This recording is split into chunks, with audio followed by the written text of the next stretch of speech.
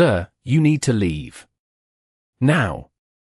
The words landed sharper than they needed to, echoing across the polished marble lobby as heads turned one by one, curiosity spreading faster than sound itself, and yet the man they were meant for didn't raise his voice, didn't argue, didn't even step back. He simply stood there with his daughter beside him, her small hand wrapped around two of his fingers like she was holding on to the only steady thing in the room. Ethan Cole looked like someone who had learned a long time ago that dignity didn't need to be loud, and that silence, when carried right, could weigh more than any accusation.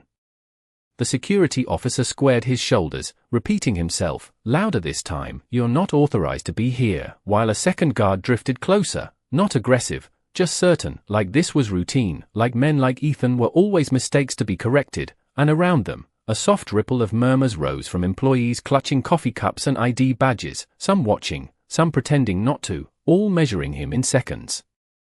Ethan glanced down at his daughter, Emily, no older than 8, her eyes scanning the tall glass walls and chrome fixtures with a mixture of wonder and unease, and he gave her a small nod, the kind that said everything was under control even when the world suggested otherwise. "I just need 5 minutes," he said, calm, steady, almost gentle, and that should have been the end of it, but it wasn't. The head of security, Mark Denson, stepped forward then, his polished shoes clicking with quiet authority, his voice carrying just enough edge to turn the moment into something more public than it needed to be. 5 minutes turns into an hour, then a problem, and I don't deal in problems," he said, glancing briefly at the child before returning his gaze to Ethan, already deciding the outcome before hearing the reason. A few people nearby exchanged looks, one whispering, "What's he even doing here?" while another shrugged, the way people do when they've already chosen distance over understanding, and somewhere behind the front desk, a receptionist hesitated like she almost recognized something but couldn't quite place it. Ethan didn't move. Not forward, not back. Just still. The fluorescent lights hummed softly above, reflecting off the floor in long white streaks that seemed to stretch the moment thinner and thinner, like it might snap if anyone spoke too loudly, and in that quiet tension, Emily tugged lightly at his sleeve, her voice barely above a whisper, "Daddy, is this the place?" He looked at her then, really looked, and for a second, something deeper passed through his eyes, something older than this building, older than the stairs, something that didn't belong to a man being asked to leave. "Yeah," he said softly, "it is." And just as Mark reached out, not forceful, but final, the elevator behind them chimed open, and everything in the room shifted before anyone even turned to see why. The elevator doors opened with a soft chime that seemed almost too gentle for the tension in the room, yet it cut through the murmurs like a line drawn across glass, and one by one, conversation slowed, then stopped, as a woman stepped out with the kind of presence that did not need introduction. Victoria Hale moved with quiet precision, her heels striking the marble floor in steady rhythm, her posture straight, her expression unreadable, and the moment her eyes lifted, the energy shifted from curiosity to attention, from noise to something closer to silence. Mark straightened instinctively, his voice adjusting, smoothing. Everything is under control, but control is a fragile thing when it is built on assumption, and Victoria did not answer him right away. She simply looked past him, past the uniforms and the stairs, until her gaze found Ethan, and for the briefest second, something flickered, not surprise, not confusion, something deeper, like recognition arriving before memory. Ethan did not wave, did not call out, he only stood there, his hand still gently holding Emily's, his posture unchanged, as if he had already decided that whatever happened next would not change who he was, and that stillness carried more weight than any explanation could have. "What is going on?" Victoria asked, her voice calm but precise, the kind that did not need to be loud to be heard, and Mark stepped forward, eager to fill the space. "He does not have authorization to be here, and he refused to leave when asked," he said, choosing his words carefully now, aware of the audience shifting around him. A few employees nodded slightly, relieved to have a clear narrative, something simple, something that made sense, but simplicity has a way of cracking under the right kind of pressure, and this moment was already beginning to fracture. Victoria's eyes moved back to Ethan, slower this time, more deliberate, taking in the details others had dismissed, the worn edges of his jacket, the quiet steadiness in his stance, the absence of panic where most would have tried to explain themselves into acceptance, and then her gaze dropped briefly to Emily, who stood close, watching everything with wide, uncertain eyes, and something softened, just for a second, before discipline returned. "Sir," Victoria said, not unkindly, "why are you here?" It was a simple question, but it carried the weight of the entire room, and for a moment, no one breathed loudly enough to break it. Ethan exhaled slowly, not from fear, but from patience, the kind that comes from years of being misunderstood without needing to correct every version of the story, and when he spoke, his voice remained even. "I came to keep a promise," he said, glancing down at Emily, then back at Victoria. "Just 5 minutes." A whisper moved through the crowd again, softer this time, less certain, as if the edges of judgment were beginning to dull, and somewhere near the front desk, the receptionist leaned forward, her brow tightening, like a name was forming just out of reach. Mark shifted his weight, uncomfortable now, the situation no longer fitting the neat lines he had drawn for it. "We cannot make exceptions," he added, but his voice lacked the earlier confidence, because something in the air had changed, something he could not quite name. Victoria did not respond immediately, her eyes still on Ethan, studying him not as a disruption, but as a question, and in that silence, the room held its breath, waiting for a decision that would reveal more than policy ever could, and then, almost imperceptibly, her expression shifted, as if a memory had finally caught up to the recognition that had arrived moments before, and when she spoke again, her voice carried something new, something that made even the quiet feel heavier. "Ethan, is that you?" The name did not echo loudly, but it traveled farther than any raised voice could have, settling into the space between them with a weight that made people shift where they stood, because recognition, when it arrives late, carries a quiet kind of gravity. Ethan did not react immediately, not with surprise, not with relief, just a small pause, as if he had expected this moment and still chose not to rush it, and then he nodded once, slow and steady. "It has been a while, Victoria," he said, his tone unchanged, respectful but distant, like a man who had learned not to lean on the past for permission to stand in the present. The room absorbed that exchange in silence, employees glancing at one another, confusion beginning to replace certainty, because this was no longer a simple situation with clear sides, and Mark felt it first, the ground beneath his authority shifting in ways he could not immediately correct. He cleared his throat, stepping forward again, trying to reassert structure into something that was slipping beyond it. "Do you know this individual?" he asked, careful now, measured, but the question revealed more than it protected. Victoria did not look at him when she answered, her eyes still on Ethan, studying the lines time had written across his face, the quiet strength that had not faded, only settled deeper. "Yes," she said simply, and that one word carried more consequence than explanation ever could. Emily looked up at her father then, sensing the change even if she could not understand it, her small voice breaking the tension in a way no adult could have. "Daddy, is she your friend?" she asked, and a few people in the lobby softened at that, the innocence of it, the way children see connections before they see status. Ethan glanced down at her, his expression easing just slightly. "She used to be someone I worked with," he said, choosing the words carefully, not expanding them, not correcting them, just enough truth to stand on. Victoria's gaze shifted briefly to the child, something reflective passing through her eyes, like she was measuring not just who Ethan had been, but who he had become, and then she looked back at him, a question forming that did not need to be spoken out loud, because the answer was already standing in front of her. Around them, the employees were no longer whispering in judgment, but in curiosity, fragments of recognition beginning to surface, someone murmuring, "Ethan Cole," another quietly adding, "That name sounds familiar," and near the reception desk, the hesitation finally turned into realization as the receptionist's eyes widened slightly, her posture straightening as if she had just connected a detail that had been waiting beneath the surface. Mark noticed it too, the shift in the room's attention, the way it was no longer directed at removing a problem, but at understanding one, and that unsettled him more than anything, because uncertainty leaves no clear command to follow. He said again, softer this time, "If there has been a misunderstanding, we can resolve it privately." But Victoria raised her hand slightly, not dismissive, just enough to pause him, and then she took a small step forward, closing the distance between her and Ethan, her voice lower now, more personal. "You left without saying anything," she said, not accusing, not defensive, just stating something that had clearly remained unfinished. Ethan held her gaze, not avoiding it, not leaning into it, just meeting it with the same quiet steadiness he had carried since the beginning, and for a moment, the lobby felt less like a workplace and more like a place where something unresolved had finally returned, and when he answered, His voice did not rise, but it settled deeper into the space. "Sometimes leaving is the only way to keep something from breaking," he said.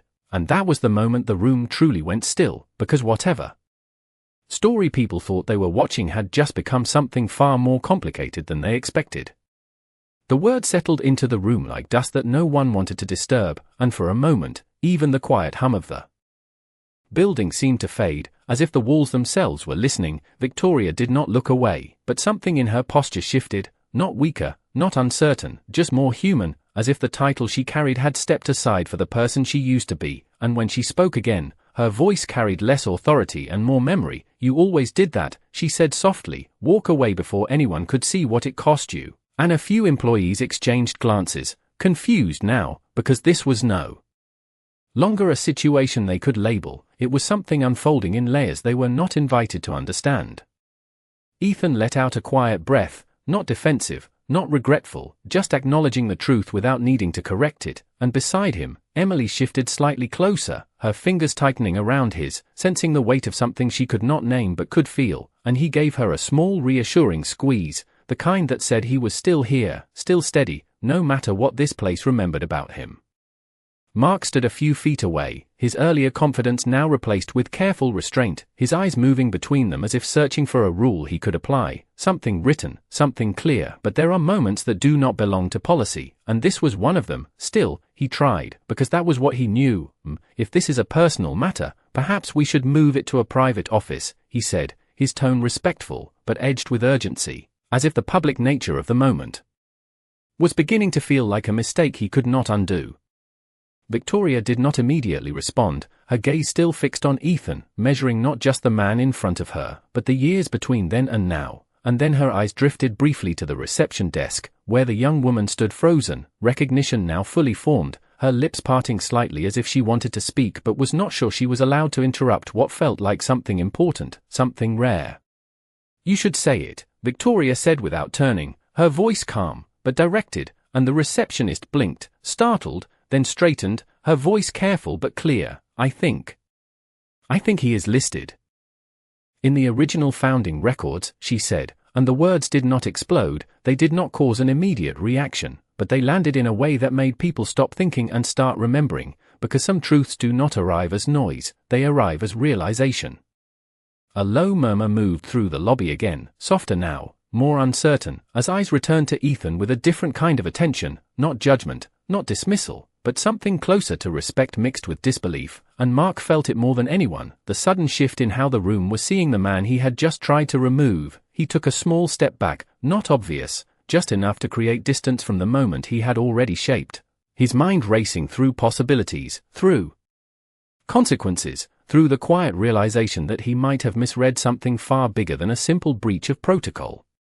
Victoria finally turned her full attention back to Ethan, and this time, there was no hesitation in her voice, no uncertainty left in her expression, just clarity, the kind that comes when memory and truth align. "You did not just work here," she said, each word measured, each one settling deeper than the last. "You built the system that keeps this company alive," and the room did not react loudly, there were no gasps, no sudden movements, just a stillness that grew heavier with every second.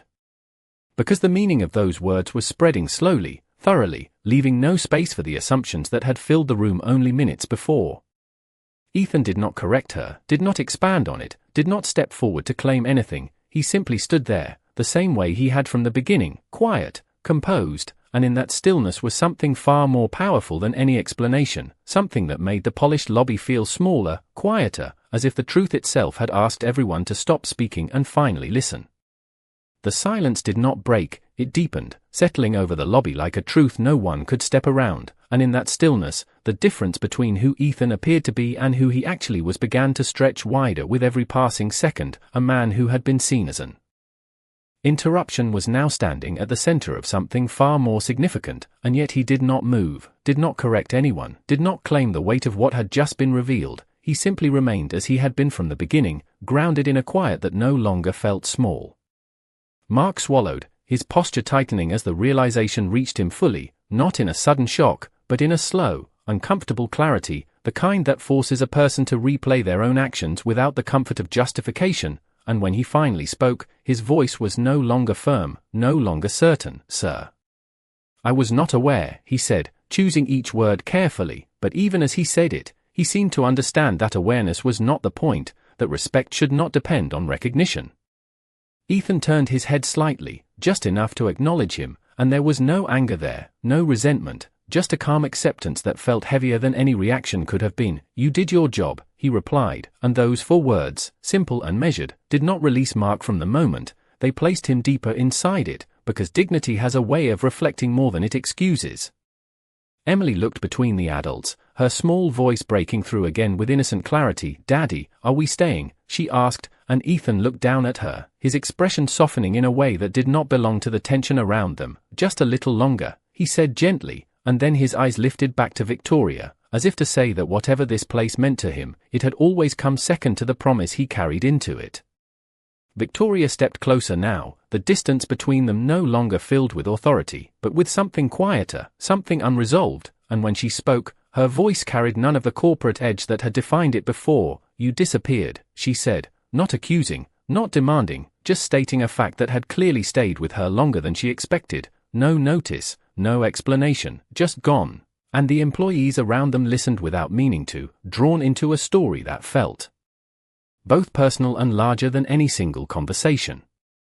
Ethan held her gaze, not avoiding it, not softening it, just meeting it with the same steadiness that had guided him through every moment so far, and when he answered, his voice remained calm, almost reflective, because if I stayed, this place would have changed in ways it should not have, he said, and there was no arrogance in it, no claim of importance, just a quiet understanding of consequences that did not need to be explained to be true. A few people in the crowd shifted, the meaning not fully clear but the weight unmistakable, and the receptionist, still standing behind the desk, lowered her eyes slightly, as if she was beginning to understand that what had been built here was not just systems and structure, but decisions made by people who chose to step back when they could have stepped forward. Victoria's expression tightened for a moment, not in anger, but in recognition of something she had not been part of, something that had shaped everything she now led, and then she nodded slowly, as if accepting a truth she had not fully seen until now. And now, she asked, her voice quieter, more personal, less like a CEO and more like someone asking a question she actually wanted answered.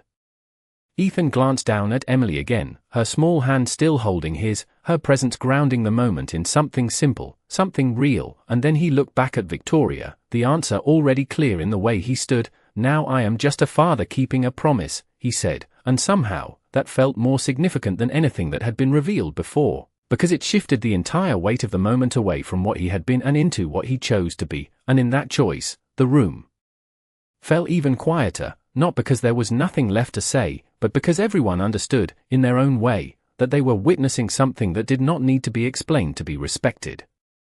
The words did not ask for attention, but they held it anyway, lingering in the space like something honest enough to quiet even the most restless thoughts, and for a moment, no one in the lobby seemed to know what to do with that kind of truth. A man who could have claimed everything had chosen something smaller, something quieter, and somehow that made him stand taller than anyone else in the room. Victoria studied him carefully, not as a leader evaluating a situation, but as someone trying to understand a decision that had shaped more than just a company, and her voice, when it came, was softer than before, almost reflective. You came all the way back here, just for that, she asked, glancing briefly at Emily, then back at him, as if the answer mattered in ways that went beyond the moment. Ethan nodded once, simple, certain. I told her I would show her where it all started, he said, his tone steady, not proud, not nostalgic, just honest, and Emily looked up at the building again, her eyes tracing the high glass ceiling and the lines of steel that seemed to stretch endlessly above her, like she was trying to imagine a story she had only heard in pieces. Is this where you worked, Daddy? She asked, her voice curious now, less afraid, and Ethan gave a small smile, the kind that carried both memory and distance. A long time ago, he said, not correcting the scale of it, not explaining what that work had meant, just enough to answer her without pulling her into something she did not need to carry. Around them, the employees were no longer shifting with impatience or quiet judgment. They were listening, not just to the words, but to the space between them, where something more meaningful was unfolding, and even the faint tapping of keyboards from nearby offices had slowed, as if the building itself was paying attention. Mark stood still, his earlier authority now replaced with something closer to reflection, his gaze lowering slightly before lifting again, as if he was seeing Ethan not as a role, not as a disruption, but as a person he had failed to recognize in the most basic way, and that realization did not come with noise, it came with weight. Victoria took another small step forward, closing the distance completely now, her presence no longer towering, but level, human, and when she spoke again, her voice carried a quiet respect that had not been there before. "Then you should not be standing out here," she said, "not as an order, but as a correction, you should be welcomed," and she turned slightly, her gaze moving across the security team, not harsh, not accusatory, just firm enough to reshape the moment. "He is not a visitor," she added, each word deliberate, "he is part of the foundation of this company." The statement did not need emphasis, it did not need repetition, it settled into the room with a finality that no one questioned, and the guards stepped back, not abruptly, just enough to clear the space they had once closed, their posture shifting from control to acknowledgement. Ethan did not step forward immediately, he did not take advantage of the opening, he simply looked at Victoria for a moment longer, as if weighing something that had nothing to do with access and everything to do with meaning, and then he glanced down at Emily, who looked up at him with a small, hopeful expression, her earlier uncertainty replaced with quiet excitement. "Can we go inside?" she asked, and Ethan hesitated, not because he doubted the invitation, but because he understood what it represented, and for a brief second, the past and the present seemed to meet in that pause, two different versions of his life standing side by side. Then he nodded, gentle, certain. "Just for a few minutes," he said, and when he took that first step forward, it was not the step of a man returning to reclaim something, it was the step of a father keeping his word, and somehow, that made every person in the lobby feel the difference between power and purpose without a single word needing to explain it.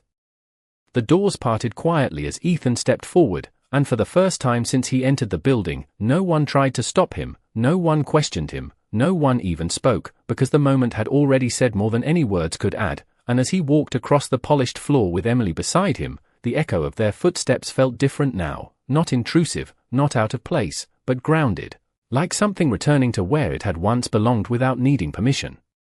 Emily looked around in quiet awe, her eyes wide as she took in the high ceilings, the glass walls, the soft glow of overhead lights reflecting off surfaces so clean they almost looked untouched, and she leaned closer to Ethan, her voice filled with wonder. "It is so big," she whispered, and he nodded slightly, not correcting her, not explaining the scale of what had been built here, just letting her see it the way a child should, without weight, without history.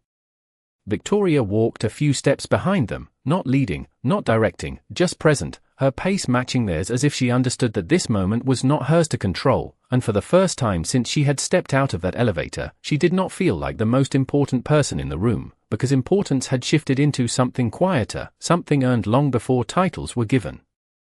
They moved past rows of desks where employees now watched in respectful silence, no longer curious in the way people observe something unusual, but attentive in the way people witness something meaningful, and a few lowered their eyes as Ethan passed, not out of shame, but out of recognition that they had almost overlooked something that deserved to be seen. Mark remained near the entrance, his posture still, his expression thoughtful, his earlier certainty replaced by something heavier, something that did not ask to be corrected but to be understood, and as he watched Ethan walk further inside, he realized that authority without awareness could miss what mattered most, and that realization stayed with him long after the moment moved on. Ethan slowed his steps near the center of the lobby, his gaze lifting slightly as if tracing something only he could see, something beyond the glass and steel, something rooted in memory rather than structure, and Emily followed his gaze, trying to understand what he was looking at. "What is it?" she asked softly, and he hesitated, not because he did not know, but because some things were not meant to be explained all at once. "This is where it started," he said finally, his voice calm, almost distant, like he was speaking to both her and a past version of himself, and she tilted her head, processing the simplicity of the answer, unaware of how much it held beneath it. Victoria stepped closer then, stopping just a few feet away, her eyes following the direction of his gaze, and when she spoke, her voice carried a quiet respect that no longer needed to be measured. "The first system was built right here," she said, not to correct him, but to honor what he had said without taking it away, and a few employees nearby exchanged glances, hearing something in her tone they had never heard before, something that acknowledged a foundation they had only ever taken for granted. Ethan nodded once, acknowledging the truth without claiming it, and then he crouched slightly to Emily's level, his voice softening in a way that did not belong to the room. I wanted you to see it, he said, not because it is big, but because it matters where things begin, and she looked at him with quiet understanding, not fully grasping the depth of it, but feeling its importance in the way children do, through trust rather than explanation. For a moment, everything slowed again, the noise of the building fading into the background, the movement of people becoming distant, and in that stillness, the difference between being recognized and being remembered became clear, because Ethan had never come back for acknowledgement, he had come back for meaning, and that was something no title in the building could ever replace. The moment lingered longer than anyone expected, not because something dramatic was happening, but because something honest was unfolding in plain sight, and honesty, when it is quiet, has a way of slowing everything down. Ethan remained crouched beside Emily, his hand resting lightly on her shoulder as she looked around, taking in a place that felt important without fully knowing why, and for him, that was enough, because meaning did not need to be explained to be felt. Victoria stood a few feet away, watching them, her expression no longer guarded, no longer shaped by the expectations of leadership, but softened by something deeper, something reflective, and when she spoke again, her voice carried a kind of restraint that only comes when someone realizes they are standing in the presence of a truth they did not create. You never told anyone, she said quietly, not asking, not accusing, just acknowledging something that now seemed impossible to ignore. Ethan stood slowly, his posture relaxed, his gaze steady, and he shook his head once, almost imperceptibly. It was never about being known, he replied, his tone calm, as if the answer had always been that simple, even when the consequences were not. A few employees nearby lowered their eyes again, not out of discomfort, but out of recognition, because they understood now that they had been measuring value by visibility, by titles, by presence, and in doing so, they had missed something far more significant. Emily looked up at her father, then at Victoria, her curiosity returning in a softer way. Did you work together? She asked, her voice light, unaware of how much weight the question carried, and Victoria gave a small nod, her eyes still on Ethan. Yes, she said, her voice gentle now, a long time ago, and there was something unspoken in the way she said it, something that hinted at respect that had never fully disappeared, even when the person it belonged to had. Ethan did not expand on it, did not correct the simplicity, he simply stood there, letting the moment settle the way it needed to, without forcing it into something larger, and in that restraint was a kind of clarity that made everything else feel unnecessary. The building around them seemed to breathe again, the distant hum of work returning slowly, but softer now, more aware, as if the people inside it had been reminded that what they were part of was not just structure, but story. Mark stepped forward then, hesitant but sincere, his voice no longer carrying authority, but something closer to humility. Sir, I owe you an apology, he said, the words careful, not rehearsed, just honest, and Ethan turned slightly, meeting his gaze without judgment, without dismissal, just acknowledgement. You treated me like a stranger, Ethan said, not harshly, not coldly, just stating what had happened without attaching weight to it, and Mark nodded, accepting it. I did, he replied, his voice steady despite the shift in his role, and I should have treated you like a person first, and that distinction, simple as it was, settled deeper than anything else said that day. Ethan gave a small nod, not as forgiveness, not as dismissal, but as recognition of something learned, and then his attention returned to Emily, who tugged lightly at his sleeve again, her voice filled with quiet excitement. Can we see more? She asked, and he hesitated for just a moment, not because he doubted the answer, but because he understood that every step forward carried both memory and distance. Victoria stepped aside slightly, creating space, not directing them, not leading, just allowing, and when she spoke, her voice was steady, but softer than before. Take your time, she said, and those 3 words carried something different now, not permission, not authority, but respect. Ethan looked at her for a brief moment, a silent acknowledgement passing between them, something that did not need to be spoken because it had already been understood, and then he nodded once, turning back toward the deeper part of the building with Emily beside him, her small steps matching his without hesitation. As they walked, the room did not return to what it had been, because something had shifted in a way that could not be undone, something that had reminded everyone watching that dignity does not announce itself, it reveals itself, slowly, quietly, in the way a person chooses to stand when the world expects them to explain, and in that quiet revelation, the entire space felt different, not because of who Ethan was, but because of how he chose to be seen. They walked deeper into the building, past glass offices and quiet workspaces, and with each step, the distance between who Ethan had been and who he chose to be now became clearer, not to him, but to everyone watching. Emily stayed close at his side, her eyes moving from one corner to another, taking in details that felt important simply because her father had brought her here, and for her, that was enough to make this place meaningful in a way no title ever could. Ethan slowed again near a wide window overlooking the city, sunlight pouring in across the floor in long golden lines, and he paused there, not because he needed to, but because something about the view seemed to hold a quiet memory, something unfinished that no one else could see. Emily stepped closer to the glass, pressing her small hand against it. "You used to look at this?" she asked, her voice soft with curiosity, and Ethan nodded once, his gaze steady on the skyline. "Sometimes," he said, his tone calm, "when I needed to remember why I started," and she looked up at him, not fully understanding, but sensing that the answer mattered.